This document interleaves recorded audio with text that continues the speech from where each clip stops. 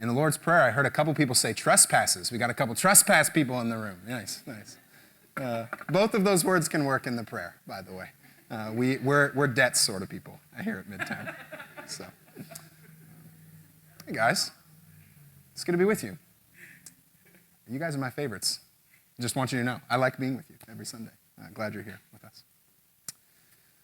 Now, guys, we have become a people consumed with comfort.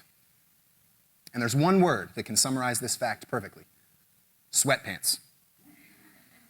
Sweatpants. Over the last few years, the U.S. has embraced a new clothing trend. Many of you are familiar with this. Athleisure fashion. Yeah? It's where you purchase and wear clothes that are designed for high-octane activity, like working out, and you use them to lay around. We don't use sweatpants to sweat anymore. We use them to lay around. And how perfectly ironic, right? The things that we designed to push us into challenging growth now make us soft and comfortable. According to a recent article from the Boston Globe, the U.S. is the largest sportswear market in the world, but 9 out of 10 American consumers say they use their athletic clothing outside of athletics. We're obsessed with comfort. And it's not just about sweatpants. Everywhere we look, we're being actively trained to believe that a life of peace and joy and rest will come when we can seize as much comfort and security as possible in every area of our lives. Our foods teach us this. Fast food, it's packed with artificial salt and fat and sugar, all in the name of momentarily feeling good at the expense of our long-term health. Comfort in the moment. We're taught to steer clear of the discomfort of boredom at all costs, right? You can't be bored, so have a screen in front of you. Make sure that you're always taking something in. There's a cultural commentator named Van Jones who calls many of our public universities ideological comfort spaces. He says that while it's definitely important to make sure that people are free from genuine fear and abuse, American culture takes it one step further. And we assert that if someone or something doesn't make us feel good or comfortable, or if people around us do something or say something that makes us a little uncomfortable, then we need to either silo away from them or push them out of their role. We practice, as JFK once put it, the comfort of opinion without the discomfort of thought.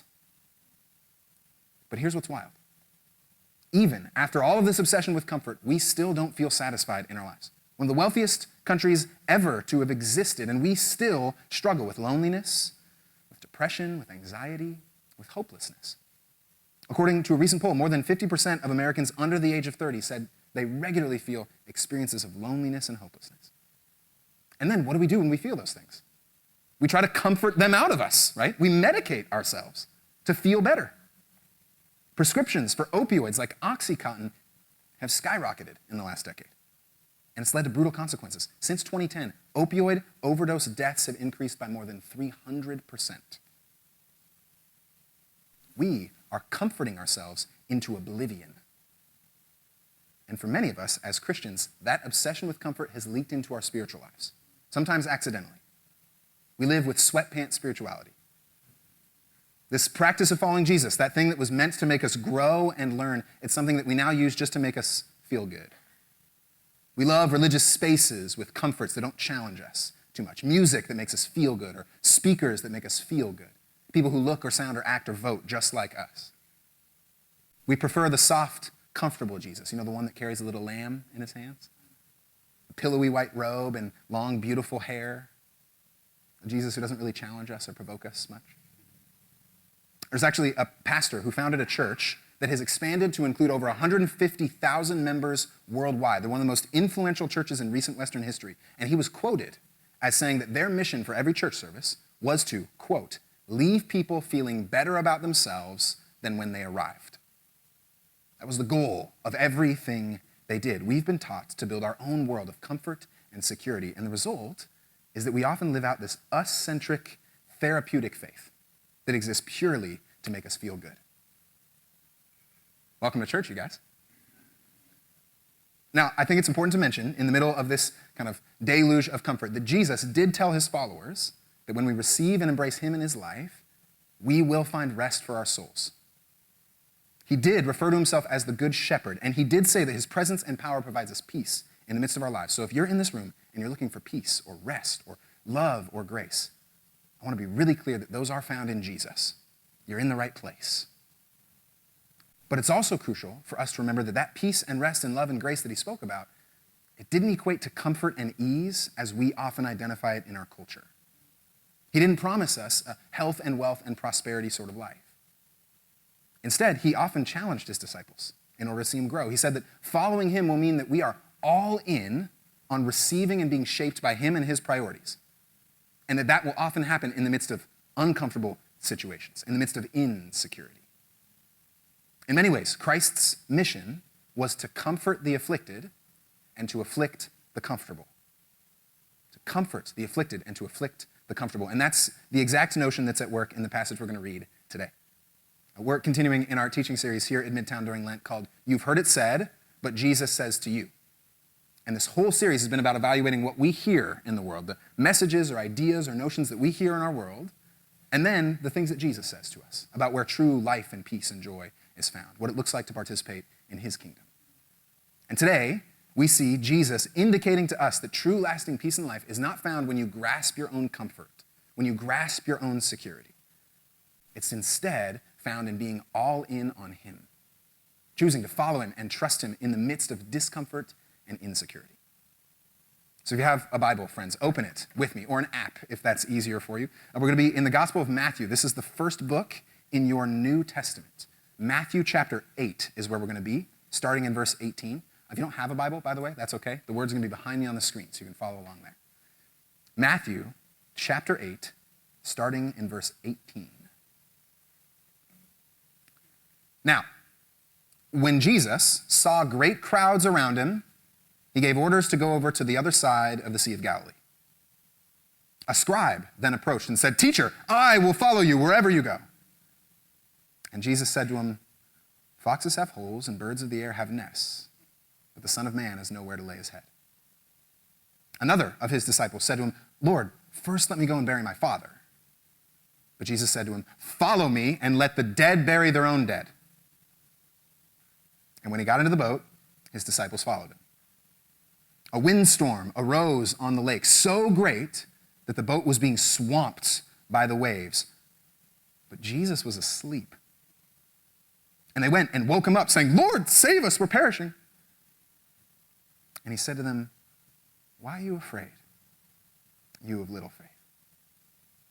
Then he got up and rebuked the winds and the sea, and there was a dead calm. They were amazed, saying, "What sort of man is this, that even the winds and the sea obey him?" This is the word of the Lord. Thanks be to God.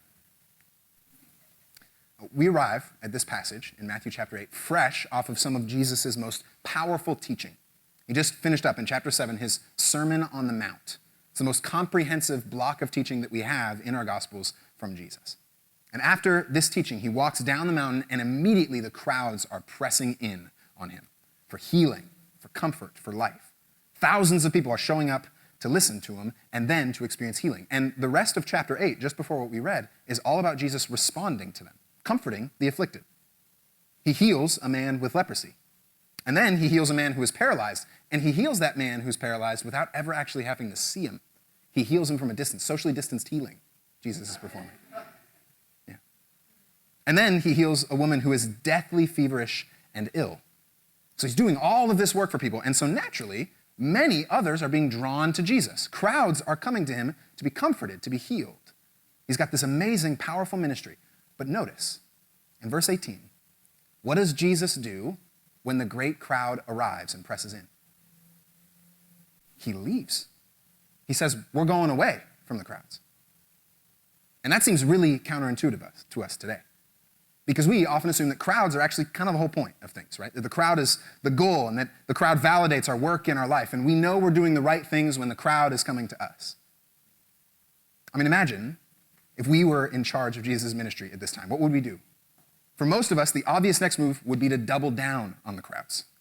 We'd say, "All right, this is amazing. Jesus, you're doing a great job, and so we're going to keep the crowds coming. We're going to build a mega healing center right here. And then we're going to have a drive-through healing center over there, just off to the right. And then we're going to have a merch table over there with shirts and mugs and cups so that people can know all about our new healing center."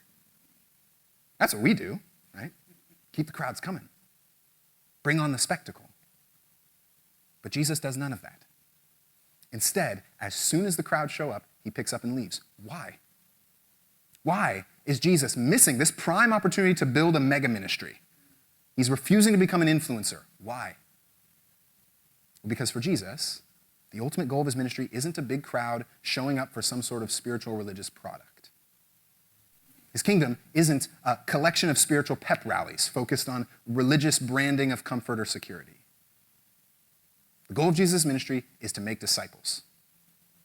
His goal is to create people who are all in, people who follow him in every part of his lives and in their lives, and oftentimes into spaces of discomfort and insecurity. Jesus leaves the crowd so that people can follow him. And his leaving is a challenge for his disciples. It's a challenge to leave their own comfort and their own security behind for the sake of his kingdom and his way of living. And it's shown to us in this short story in three main ways. We see it in the hasty scribe, the hesitant son, and the harrowing storm. The hasty scribe, the hesitant son, and the harrowing storm. Like that alliteration? It's nice, right? I felt good about it this week anyway, but thanks for supporting me. Thanks, Drew. Thanks. First, the hasty scribe. Jesus tells his disciples that they're going to cross over the Sea of Galilee, which is the largest freshwater lake in Israel. It's about 13 miles north to south and about 8 miles wide. So they're going to cross over one of the largest and deepest parts of the lake here. And as they're getting ready to go, from amidst the crowd, somebody shouts, "Teacher, I will follow you wherever you go." And at first glance, those words sound legit. It seems like this guy is really all in, but when you dig more deeply into his words, you find maybe some ulterior motives. Matthew actually wants us to see that while this guy might be caught up in some emotional or religious zeal in this moment, he needs some time for reflection on what it really means to follow Jesus for him. Some of his words indicate that he may not really know what this life of following Jesus is about. For instance, he refers to Jesus as teacher. And in that time, that was a respectful title. It indicated that you respected or admired Jesus in some way or another. But to call Jesus teacher didn't mean you were all in on following him. In fact, across the whole Gospel of Matthew, people who are really all in, his disciples, always call him Lord, not teacher. In Matthew, the people who only call Jesus teacher are the sort of people who might like to listen to his teaching and say, "Oh, I can kind of put some of that in my life. I like to be a good person, and so I'll take some of these rules." But they're not people who really commit to Jesus. Even Judas called Jesus teacher, but he never called him Lord. And this teacher title, it actually makes sense for this guy when we learn his identity. He's a scribe, a religious professional, a Bible teacher in that day. And so in this passage, he seems to see Jesus as another great teacher, somebody he could learn from, and then he could maybe integrate some of his own teaching into his life. Basically, what he's doing is smart networking here. That's what's happening. This statement is actually kind of a resume pitch. In fact, the whole focus of his statement is on himself. Do you notice that? I will follow you. I can do it. I have a lot to offer in this situation. You can almost hear the sales pitch. It's like an interview. Hey, Jesus, it's great to meet you. I'm an esteemed and highly qualified religious professional, and I can see that you and your organization are going places. And I want to get in on the ground floor. My skills, my assets, they can be of great help to you. I'm a scribe. Here's my work experience. Here's my resume. Here's my letters of recommendation. I can follow you if you think it'd be helpful for you. This scribe, as well-intentioned as he might be, seems to see Jesus as another way to build security and comfort for himself. Maybe he's seeing Jesus in this moment as a self-help tool, someone who can give him a nice new moral checklist that he can follow to become a good person. Maybe he sees Jesus as a career advancement opportunity, right? The crowds are flooding to this guy, and maybe if I associate with this guy, I'll get some of those crowds. Or maybe he just sees Jesus as an inspirational person who he could learn a couple things from and implement a couple things in his life. In any case, this is a hasty scribe eager to jump in, but it seems like he's still largely concerned with comfort and security on his end. And so, in classic Jesus fashion, he gives a super clear and non-cryptic response. No, that's not usually the Jesus move. He usually gives a response that forces you to think, right? He says, "Foxes have holes and birds of the air have nests, but the Son of Man has nowhere to lay his head." Okay? Cool. Thanks, Jesus. What? Like, what does that mean? I don't understand. Well, what he seems to be saying here to this man is that a true life of following him isn't going to lead to the sort of comfort and security that he thinks it will. It's not going to bring a nice, comfortable life or home. In fact, wild animals, foxes and birds, will have more comfort and security than Jesus and his followers. He's basically saying, look, before you jump on board, man, literally in this case, right, jumping on board the boat, let me make one thing clear. We haven't booked our work conference at a 5-star hotel across the lake. They don't have an open bar there with those little umbrellas that you put in drinks. In fact, where we're headed, I can't even promise you a nice hotel pillow. Jesus is simply telling the scribe what he's getting himself into, what it really looks like to follow him, what it really looks like to be a disciple. And he's not trying to step on his enthusiasm. He's just being honest with him. Hey, here's what this life looks like. You guys, following Jesus isn't a self-help tool on our way to making us feel more comfortable and secure in the world. It isn't a career advancement tool to give me more comfort in my job. It isn't even a nice moral checklist to make us feel better about being a good person.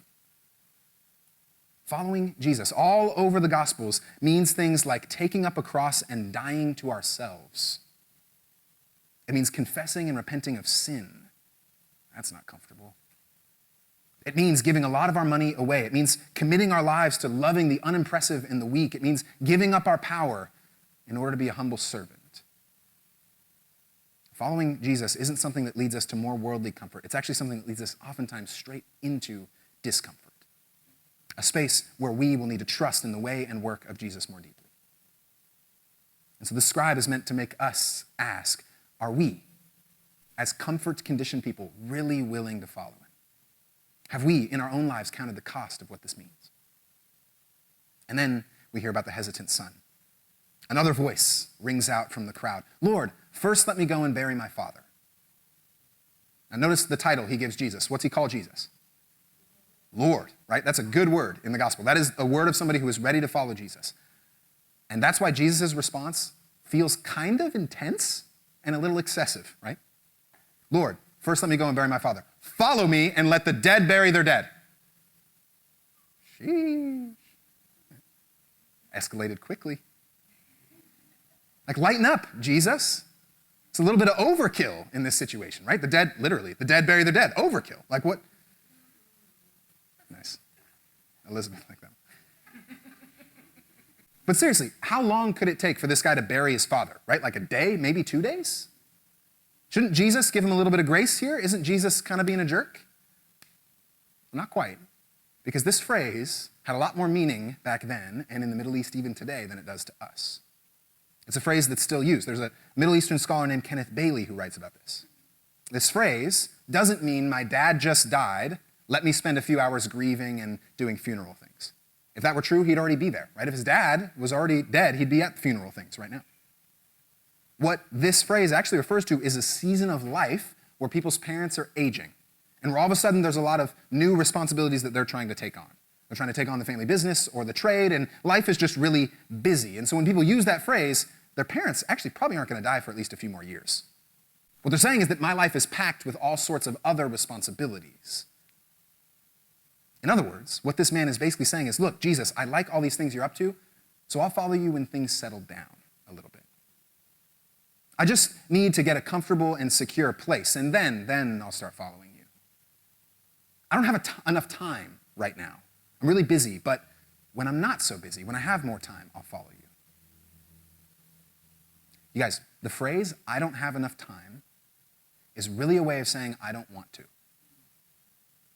The phrase, I don't have enough time, is really a way of saying I don't want to.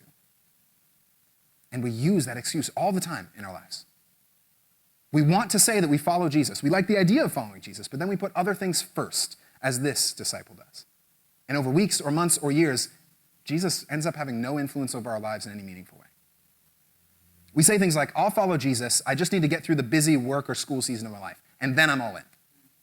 But then in that season, we meet someone we think is cute, and we're like, well, we want to get married, so let's get married, and then I'll follow Jesus. But then we get married, and then we're like, well, I want to spend time with my spouse before we start to have kids, so let me spend time with my spouse and enjoy this season, and then I'll follow Jesus. And then kids come into the picture, and you're like, I am sleep deprived and stretched thin, and let me just get my kids to school age, and then I'll follow Jesus. And then our kids get to school age, and then we think of all the sports and activities and families that we have to invest in, and we say, well, let me just get our kids through school, and then I'll have more time. And then our kids move out and we think, man, I haven't talked to my spouse in what seems like decades. Let me enjoy this empty nest season of life. And all of a sudden we're 60 years old and we've never followed Jesus. We all do this. We all say, I'll do a little bit more. Just let me get past this thing.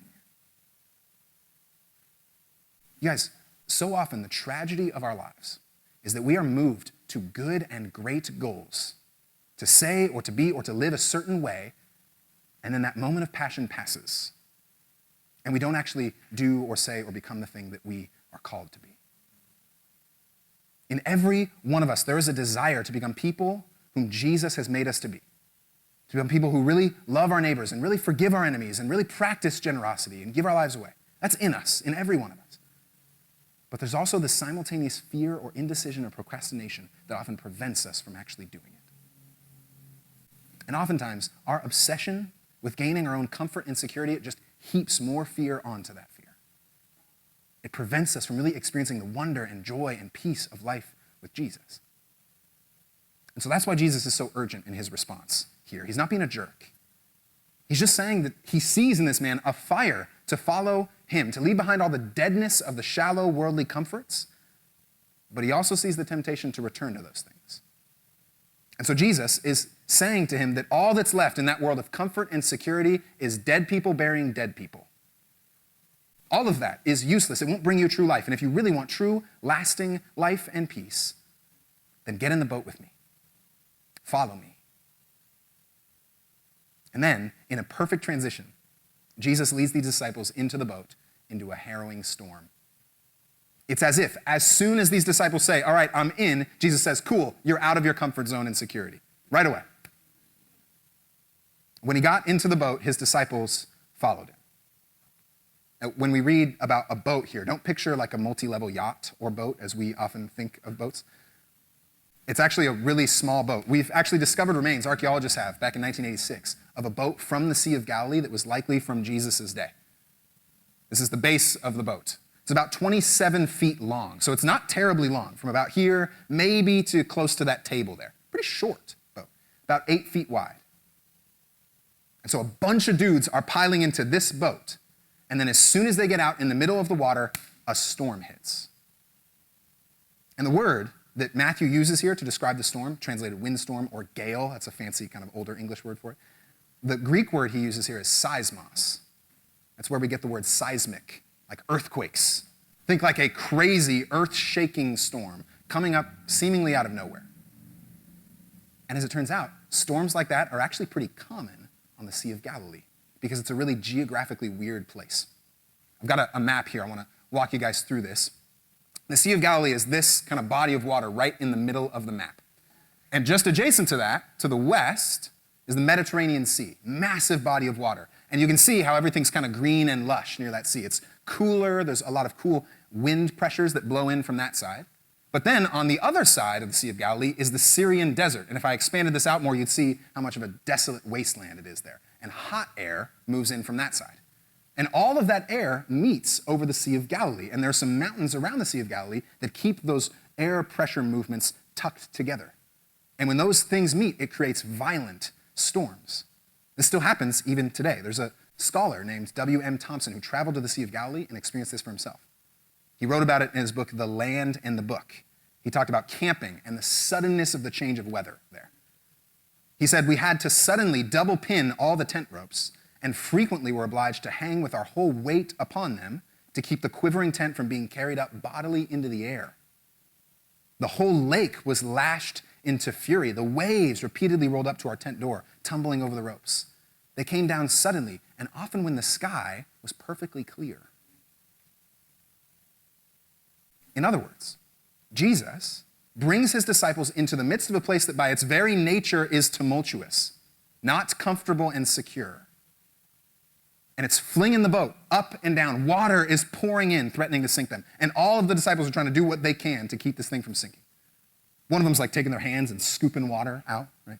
The other one's like trying to balance the boat as best they can from capsizing. Another dude's just like, I'm giving up, and he's hurling over the edge, like he's lost it. And eventually, the disciples come to a realization that they can't save themselves from this storm. It's too much for them. It's overwhelming. them. They follow Jesus, and now they're smack dab in the middle of deathly discomfort and insecurity. They have no control over the situation. And so they go running and looking for Jesus. And what's Jesus doing? Sleeping. Are you kidding me, man? You're asleep? In the middle of a storm of mortal proportions, there's waves crashing in and yelling and chaotic freakouts. And Jesus is just saying, yeah, this is a good time for a little siesta. What? There's two things that we learn about Jesus here from this nap. First, that Jesus is human and he gets tired, which seems kind of obvious, but it's important for us to remember. Jesus wasn't this like ghost who kind of floated in spiritually. He was a real human who experienced real tiredness like us. He just had a long work day. He's exhausted.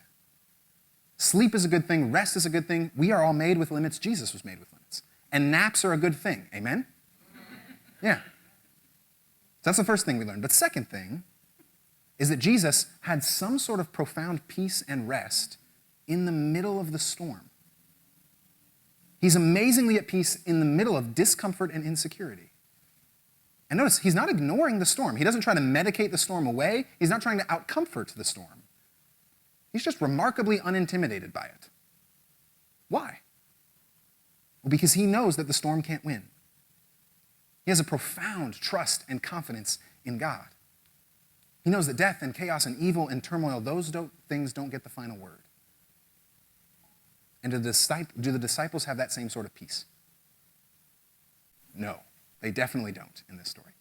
They are frantic, and it's only after they've tried everything they can that they finally yell at Jesus to wake up. Lord, save us, we are perishing. And in Greek, it's actually just 3 words really kind of smashed together. It's really urgent. It's Lord, save, perishing. That's it. They don't use any other details. Lord, save, perishing. And so Jesus finally wakes up, but not urgently. Did you notice that? He kind of wakes up slowly, and he asks him a question. You can picture him like stretching out his arms in the middle of the storm, wiping some sleep from his eyes. And then he decides in the middle of the storm that this is a great time for a little teaching lesson. A little discipleship lesson for you. They're being flooded and nearly drowned, and Jesus says, why are you so afraid? And it might seem obvious, like, well, do you see the waves? Like, you've been sleeping, man. I don't know if you've missed this. This is why we're afraid. Why are you so afraid? Don't overlook the power of that question. Jesus, before he calms the waves, which he does eventually do, but before he does, he takes the time to engage the discomfort and insecurity of the moment with them. He doesn't rush them into comfort or ease. He sits in the moment, in the storm with them, because he knows that the storm exposes who they truly are. That's what storms in our lives do for us. Crises in our lives do this. They expose where our true fears lie. They reveal our true character. They show us what we really trust in. Storms teach us about ourselves if we're willing to pay attention to them. And Jesus says, hey, pay attention to them. Let's talk about why you think you'll perish when I'm in the boat with you. Let's talk about why you're so scared. Let's talk about where your trust is really placed. And then he uses an affectionate nickname to refer to them. He calls them little faiths. That's what you of little faith means here. Little faiths. And it's affectionate. It's not really a diss. It's more, oh, these guys. Little faiths. And it's important to notice that the point of this passage isn't that their little faith is insufficient. See, Jesus does actually calm the storm, even with their little faith. Jesus says in other parts of the scripture that even the smallest amount of faith has the power to move mountains. If this story was about faith not being strong enough, then Jesus would say, sorry guys, come back when you got a little more faith, and then I'll help you. That's not what he does. Even the smallest of faith leads Jesus to respond. So this passage isn't about our amount of faith at all. It's about our willingness to turn to Jesus and trust him, even in our little faith, in the midst of discomfort and insecurity. Friends, what matters in our lives is not the amount of faith that we have, it's the direction in which our faith is pointed. What matters is not how much of a storm we find ourselves in, it's the person we seek and who meets us in the midst of it. What matters is not the amount of discomfort or insecurity we feel, it's the peace of Christ that sustains us in the midst of those things. Faith doesn't use cliches. It doesn't ignore or dismiss the storms of life, And it also doesn't mean that we live comfortable, storm-free lives. It means trusting that Jesus is equal to all occasions of storminess that we might encounter. It means turning to Jesus constantly in the midst of our storms and trusting that he can bring us true peace in the middle of it. And then, after this short lesson with the disciples, Jesus stands up and in an instant rebukes the waves in the sea, which is a really interesting term, right? He just speaks, doesn't need to do anything else, and it happens. This is the same word that's used in other passages in Matthew when Jesus rebukes a demon. He just says, you're gone, see ya. This thing that has all this power, no, just for me, I speak and it's gone. No effort on Jesus' part here. And so you can imagine the disciples. They've just scrambled with all of their effort to fix this thing and couldn't, but Jesus stands up, says a word, and it's done. You can see them dripping with water, their eyes wide open in amazement at what's happened. One of them probably still has vomit on his tunic or something, right? And then they ask this provocative question. What sort of man is this that even the winds and the sea obey him? And that final line, final question, indicates a paradox that lies right at the heart of this passage. See, we already know at this point that Jesus is human, right? He just woke up from his nap. He's human. But he's also the one, apparently, who has final say over the winds and the sea. In the ancient world, those were the most powerful forces of discomfort and insecurity. It was chaos. And for many of us, we only know like 90% of the ocean, right? It's a place of chaos even for us. And they learn that Jesus has power over those things. And these men, they knew their scriptures really well. They knew that the scriptures only talked of one person who had power over the winds and the sea. It was God. It was God who separated the chaotic waters to form all of creation at the beginning. It was God who parted the waters for the Israelites to be liberated from their slavery. It was God, according to Psalm 106, who rebuked the sea and dried it up. He led them through the depths as through a desert. And it was the psalmist in Psalm 124 that said, if the Lord had not been on our side, the flood would have engulfed us. The torrent would have swept over us. The raging waters would have swept us away. They know who has power over the water, and so they're awestruck here. They're taking big, dry gulps because they're starting to realize who Jesus is. He is God made flesh. He's God amidst us. The all-powerful God of the universe became human. And so Matthew ends the story with this question because he wants us as readers to ask ourselves the same thing. He wants us to ask who we think this man really is. And guys, the way we answer that question will dictate the rest of our lives. It will dictate beyond the rest of our lives. We can answer that question like the hasty scribe. We can call Jesus teacher and take things that we like about him and just use his morality to make ourselves better people. We could answer that way. We could also answer like the hesitant son. We could call him Lord, but then really hold back from making him Lord over every area of our lives. We could just kind of, follow Jesus when it's convenient for us. Or we can answer that question by getting into the boat. We can answer that question not by grasping at our own comfort or security, but by following Jesus wherever he leads us, even if that means giving up comfort and security. Because we know that when the wind and the waves of sorrow blow, the calm presence of Christ is with us. We know that when doubt is pouring over the sides of the boat, that there is real safety in the presence of Christ.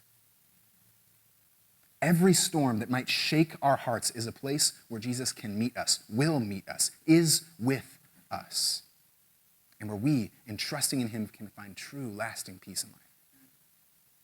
So will we get into the boat here at Midtown?